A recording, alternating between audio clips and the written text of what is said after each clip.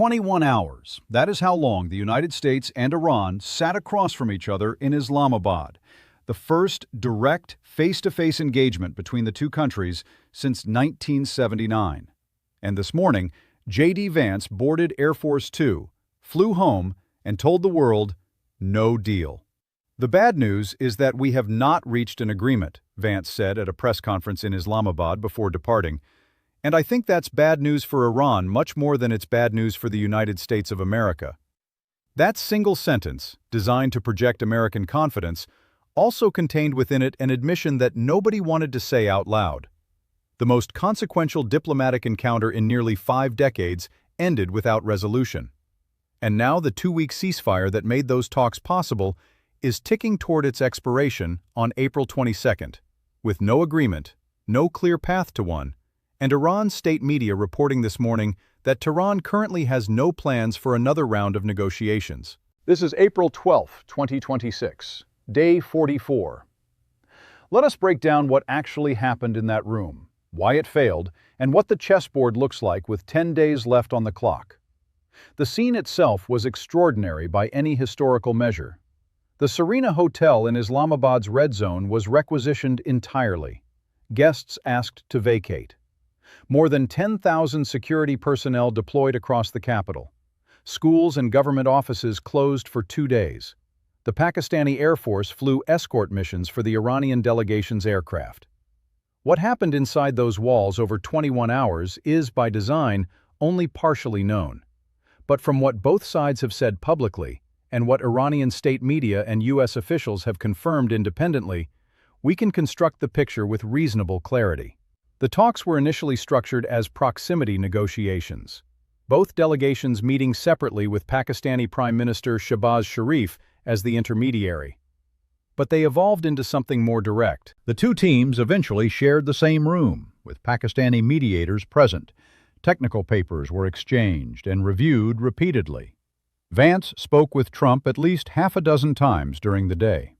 He also spoke with Secretary of State Rubio, Defense Secretary Hegseth, Treasury Secretary Bessent, and CENTCOM Commander Admiral Brad Cooper. This was not a meeting where the negotiators were operating on instinct. Every move was coordinated back to Washington in real time. Iran's delegation was led by Parliament Speaker Mohammad Bagher Ghalibaf and Foreign Minister Abbas Araghchi. Ghalibaf landed in Islamabad and immediately signaled the tone. Our experience in negotiating with the Americans has always been met with failure and broken promises. That is not an auspicious opening line. But he came nonetheless.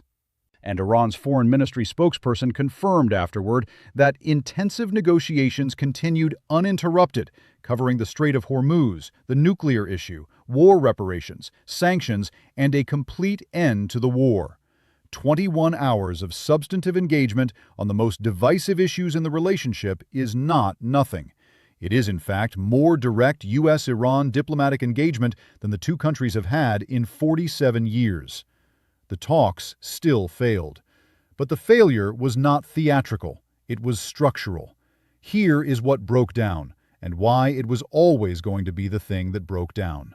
Vance said clearly at his press conference, the core demand of the United States is an affirmative commitment from Iran that it will not seek a nuclear weapon and will not seek the tools that would enable it to quickly produce one.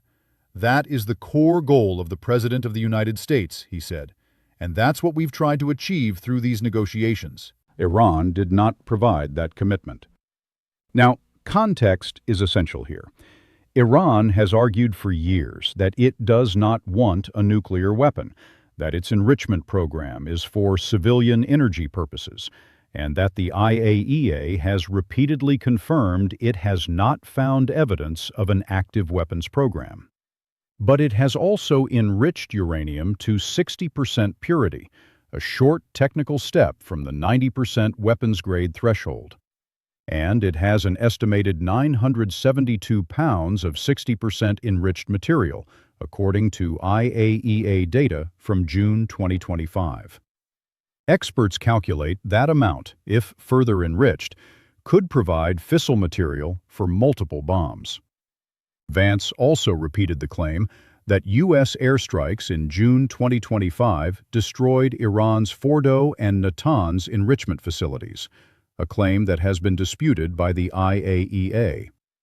Whether or not those facilities are functionally destroyed, the enriched uranium stockpile exists, and its location is not fully verified. Iran's position is that it will not surrender its right to enrich uranium under any circumstances.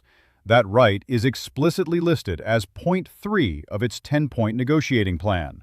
Its head of the Atomic Energy Organization said before the talks that any attempt to limit enrichment would fail. The deputy foreign minister confirmed after the talks that Iran's 10-point plan remains the basis for any further negotiations. So the gap is not tactical. It is not about who goes first or what the sequencing is. It is about whether Iran has an inherent right to enrich uranium as a sovereign state, a right Tehran considers non-negotiable, or whether any final deal must end all enrichment on Iranian soil, a position Washington considers equally non-negotiable. Both of those positions cannot simultaneously be true.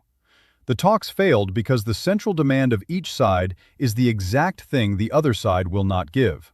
Iran's state media said, "Excessive U.S. demands sank the talks." Vance said Iran chose not to accept our terms. Iran's foreign ministry struck a slightly more diplomatic note, saying the two sides had agreed on a number of points, and that it was natural for no agreement to be reached in a single day. Pakistan's Foreign Minister Ishaq Dar characterized the 21-hour session as intense and constructive and urged both sides to uphold the ceasefire, saying Pakistan has been and will continue to play its mediator role. Trump's reaction, watching the UFC fight in Miami while Vance was still in the room, was characteristically defiant. "Regardless what happens, we win. We totally defeated that country," he told reporters. "Let's see what happens. Maybe they make a deal, maybe they don't. From the standpoint of America, we win." That framing serves a political purpose domestically, but it does not resolve the question of what happens on April 22nd. That date, April 22nd, is now the fulcrum of everything. The two-week ceasefire agreed on April 7th expires in 10 days. There is no deal to replace it. Iran says it has no plans for another negotiating round. The Strait of Hormuz remains effectively blocked. Only 16 ships transited today, compared to 130 to 160 per day before the war. 2 U.S. Navy destroyers, the USS Frank E. Peterson and the USS Michael Murphy, transited the strait on Saturday as part of mine-clearing operations, the first American warships to pass through since the war began. Iran threatened to attack them, calling it a ceasefire violation. U.S. Central Command said they were conducting operations to establish safe passage. 3 supertankers carrying crude from Saudi Arabia and the UAE also made it through on Saturday, each capable of carrying 2 million barrels of oil. But 16 ships versus 145 is not a functioning strait. It is a symbol of controlled passage. So, what are the realistic scenarios for April 22nd? The first scenario is that both sides allow the ceasefire to expire quietly. No dramatic announcement, no resumed bombing, just a gradual return to a state of low-level hostility, where neither side is actively attacking the other, but no formal truce is in place. This is essentially what happened after the June 2025 12-day war, and it may be the most likely outcome. Not because it is good, but because neither side has an obvious incentive to restart full-scale combat immediately. The second scenario is that Pakistan, which has invested enormous diplomatic capital and emerged from this episode with genuine international credibility, manages to broker an extension of the ceasefire even without a substantive deal.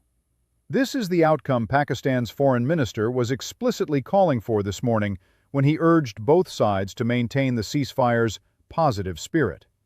An extension buys time. Time is not a solution, but it is better than April 22nd becoming a deadline with nothing behind it. The third scenario, the one everyone is hoping will not materialize, is that Trump, faced with an expired ceasefire and no deal, returns to the rhetoric and posture of April 7th. The threats to bomb power plants and bridges, the whole civilization will die language, the cascading economic consequences of re-escalation with Brent crude potentially returning toward $120 per barrel, and the global economy absorbing another shock on top of an inflation reading that already touched 3.3% in March. There is one more variable that is being consistently underweighted in Western coverage, and it is this. Iran reached out to European foreign ministers this weekend. Arachi indicated he wanted to speak with officials in Berlin, Paris, and London. That is not an accident. After 21 hours in Islamabad produced no deal, Tehran is signaling it wants to broaden the diplomatic frame, to bring European capitals into a role that goes beyond cheerleading from the sidelines. Europe has its own interests in this. Germany and Italy are among the most exposed economies to sustained Hormuz disruption, and French President Macron has been the most vocal European leader calling for Lebanon to be included in the ceasefire.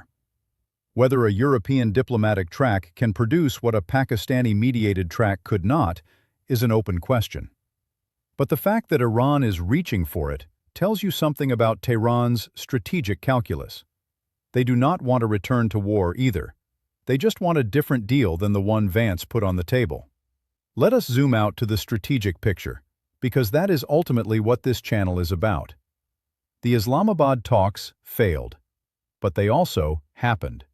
And the fact that they happened changes something fundamental about the diplomatic landscape. The argument that was made throughout the war, that the U.S. and Iran were too far apart even to sit in the same room, has been disproven. They sat in the same room for 21 hours. They exchanged technical papers. They talked about enrichment levels, sanction schedules, reparation frameworks, and Hormuz transit protocols in detail. None of that is public, but all of it exists on paper now, in the notes and documents that both delegations carried home. That is the raw material of a future agreement. Whether anyone is willing to do the work to build one is a different question. The honest assessment is this. The Islamabad talks were the first round of what will almost certainly need to be many. The 2015 Iran nuclear deal, the last successful framework, took more than 2 years of intensive negotiations.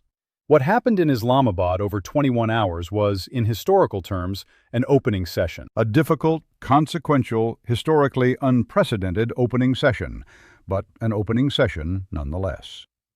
The ceasefire expires April 22nd.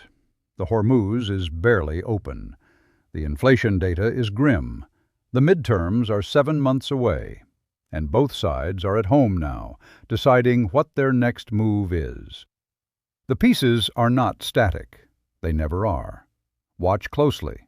Don't forget to like and subscribe. It helps more people find the board.